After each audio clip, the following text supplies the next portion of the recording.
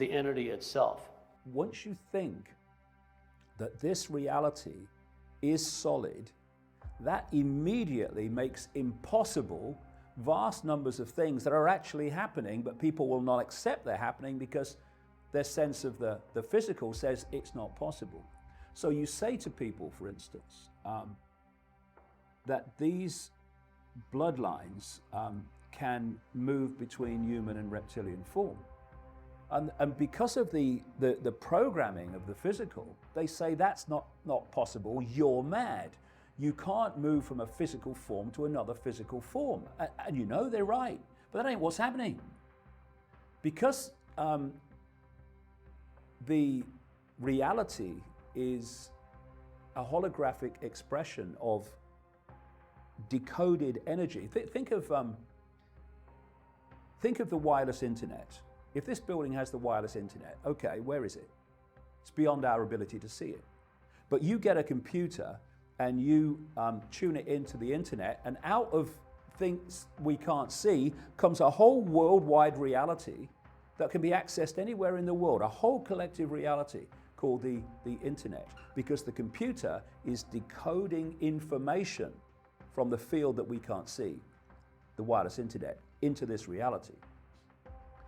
And what we're doing is we are doing the same. These are biological computers, as I call them. And they are constantly, not least the pineal gland and the brain and the genetic structure in general, are decoding information into a holographic reality. But in its prime form, it's just energy, it's just awareness. So with these bloodlines, the projected energetic field in public sight is the human field. It's the human information field. So if I was looking now at one of these bloodlines, I would look at them and I would see a human, because that's the information field that is the prime one, that is the one that any observer is decoding.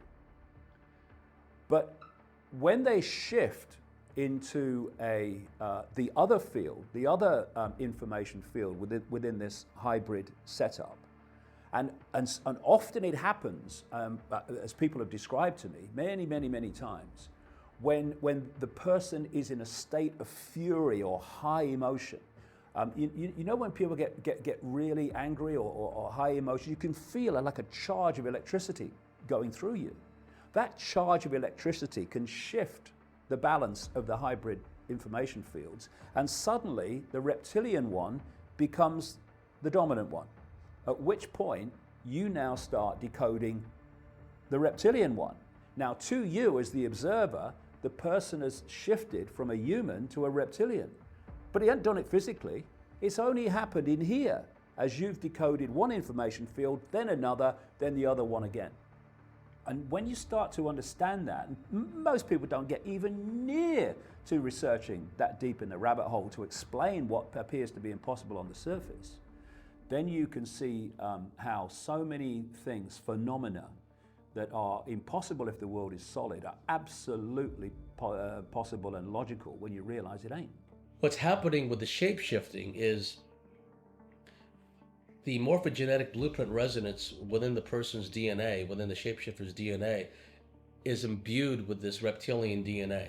And under certain conditions, maybe weariness, maybe the person is on illicit or legal drugs, maybe the person is agitated, maybe the person is very angry, maybe the location itself is a very dimensional vortex-ridden type place.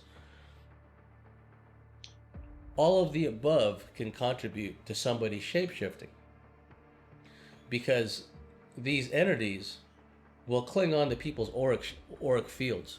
And even someone who is not a host, it's important to understand, because there's a lot of video online. Oh, look, so-and-so shapeshifted, he or she is a reptilian. Maybe, maybe not. Sometimes the person could just be very tired and maybe spend a lot of time around a negatively energized, what's been described as an organic portal, some really negatively energized hosted person. Maybe they had a relationship with that person, maybe they spent too much time with that person, but somehow or other, these entities had attached themselves to the auric field of that person, and momentarily they shapeshift. So what are people seeing when they're seeing the shape-shifting? Well, of course I don't know. And one thing I will say though is that the idea of a hologram doesn't make sense to me because of what Arizona Wilder said, that in those blood drinking ceremonies they wear robes because they're going to shapeshift, which it seems to me means that it is a physical transformation. Now, the nature of that physical transformation, I have no idea. There's two main things I think about it. One